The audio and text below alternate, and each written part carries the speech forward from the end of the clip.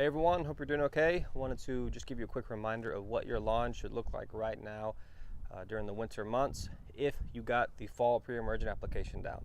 If you got the fall pre-emergent application down at the right time, at the right rate, then your lawn should look just like this lawn behind me here. A completely clean brown carpet of dormant grass.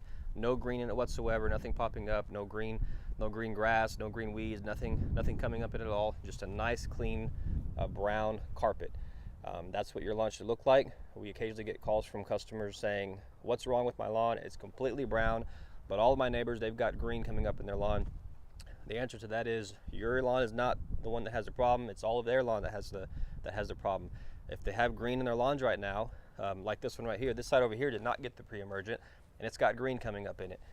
That's weeds. Those are grassy weeds coming up, broadleaf weeds coming up as a result of not getting the fall pre-emergent. So if this is what your lawn looks like, you're good to go. That means you did something good. You did the right thing. Got your fall pre-emergent down, and we're starting now this week to get down our spring pre-emergent. Switching gears to our spring pre-emergent. So I'll be talking a lot about that here over the next couple of months.